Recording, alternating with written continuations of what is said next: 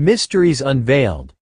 Episode on Viktor Schauberger, the water wizard and his wild. Welcome back to Mysteries Unveiled, the podcast where we dive deep into the forgotten geniuses, sciences, and historical what-ifs that shape our world.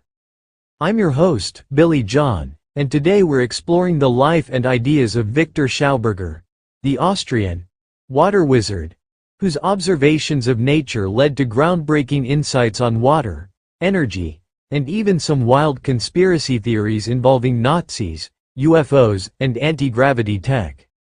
We'll cover his revolutionary water research, the dark chapter with the Nazis, those Antarctica rumors, how his vortex mechanics might influence modern aviation, the difference between full life and half-life artesian water, and the surprising benefits of farming with copper tools. Buckle up. This one's a vortex of facts and folklore. Let's start with who Viktor Schauberger was. Born in 1885 in rural Austria to a family of foresters, Schauberger grew up immersed in nature. He wasn't formally educated in science. He dropped out of forestry school, but he became a keen observer of rivers, forests, and wildlife. As a forest warden, he spent hours watching how water moved in spirals and vortices, mimicking the curves of nature rather than straight lines. He believed modern technology was destroying the planet by ignoring these natural patterns. Schauberger's philosophy? Comprehend and copy nature. He saw water not just as H2O, but as a living entity carrying energy and information. See more at theguardian.com. His groundbreaking water research stemmed from these observations. Schauberger argued that water in its natural state flows in meandering, spiral paths. Think of a trout effortlessly swimming upstream by riding vortices. He designed log flumes that used egg-shaped curves to transport timber without jamming, saving his employers a fortune in the 1920s. He also invented devices to energize water, like vortex pipes that supposedly restored its vitality by inducing implosion, inward spiraling energy, instead of explosion, which he saw as destructive. Schauberger warned that damming rivers, straightening channels, and using metal pipes killed water, stripping it of its life-giving properties and leading to ecological disasters like floods and soil erosion. NaturalAction.com. His ideas prefigured modern biomimicry and sustainable engineering, influencing everything from water treatment to alternative energy today. But Schauberger's story takes a sinister turn during World War II. In the 1930s, as the Nazis rose to power, they took interest in his unconventional tech. Schauberger, a staunch environmentalist, initially resisted, but the regime didn't take no for an answer.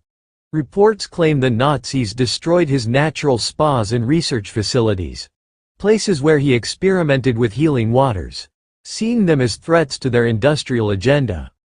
By 1943, he was imprisoned and coerced into working for the SS.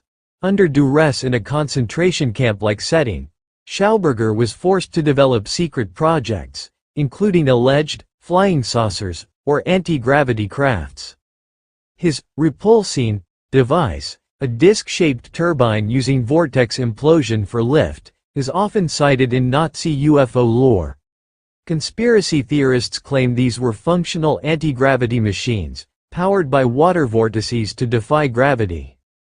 Mainstream historians dismiss this as myth. The Nazis did experiment with advanced aircraft like the Horten Ho 229 flying wing, but no evidence shows operational UFOs from Schauberger's work.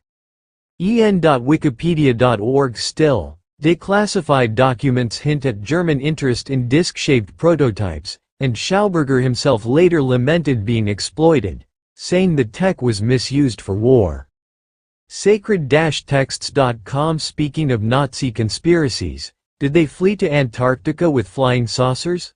This ties into Operation Highjump, a 1946-47 U.S. Navy expedition to Antarctica led by Admiral Richard Byrd. Officially, it was for scientific mapping, training, and establishing U.S. presence in the Cold War era, involving 4,700 personnel, 13 ships, and 33 aircraft. devstrike.net, but fringe theories claim it was a covert mission to destroy secret Nazi bases in Antarctica, where defeated Germans had fled with UFO tech, perhaps even Schauberger-inspired crafts. The Nazis did send a 1938–39 expedition to claim territory for whaling and potential bases, but there's zero concrete evidence of post-war Antarctic hideouts or aerial escapes there. Quora.com birds' diary entries, often cited by believers, are disputed as forgeries. Skeptics point out highjump ended early due to harsh weather, not alien dogfights, though one plane did crash, fueling speculation. Nature.com, it's a tantalizing tale, but likely just Cold War paranoia mixed with sci-fi. Now, how do Schauberger's vortex mechanics tie into commercial airplanes? His implosion theories focused on using spirals for efficient propulsion, potentially reducing drag and fuel use. InfinityTurbine.com, while he experimented with disc-shaped, flying discs, for lift via vortex-induced levitation, these never went commercial. However, his ideas echo in modern aerodynamics. For instance, vortex generators on aircraft wings create controlled spirals to improve airflow and stability.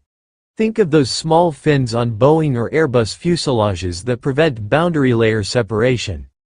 UniverseMagazine.com, some patents for disc-shaped submersible aircraft draw from Schauberger's principles, blending air and water dynamics for hybrid vehicles. Though not directly credited, his biomimicry has influenced fuselage designs aiming for smoother, nature-inspired curves to minimize turbulence. Let's swirl back to water with full life versus half-life artesian water. Schauberger described the hydrological cycle in two modes.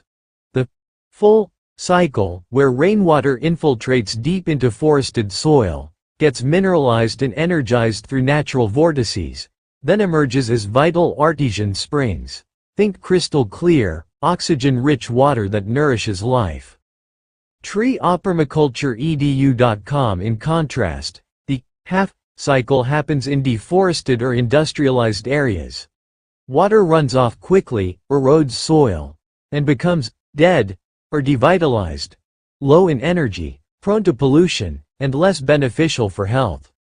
Artesian water from full cycles is living, with structured molecules that allegedly boost vitality, while half-life versions are flat and lifeless. Modern structured water advocates build on this, claiming benefits like better hydration and plant growth, though science is mixed on the claims. Finally, the benefits of farming with copper tools, another Schauberger gem.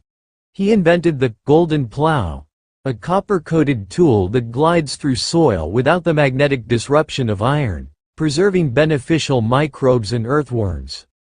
Benefits: improved soil fertility, higher water retention, up to 20 to 30% more moisture, increased yields, and natural pest deterrence. Copper traces deter slugs and snails while micronutrients boost plant health.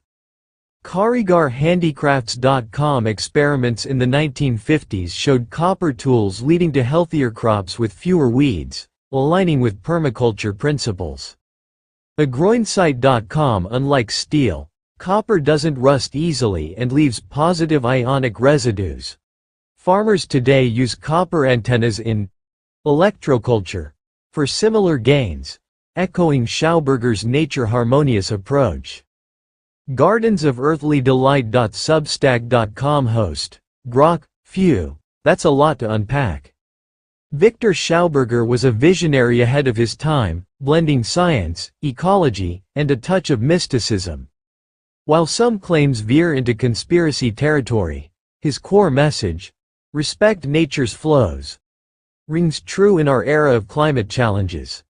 What do you think? Drop your thoughts on X or wherever you listen. Until next time, keep questioning the currents. This is Billy, signing off. Outro music. Vortex sounds fading out.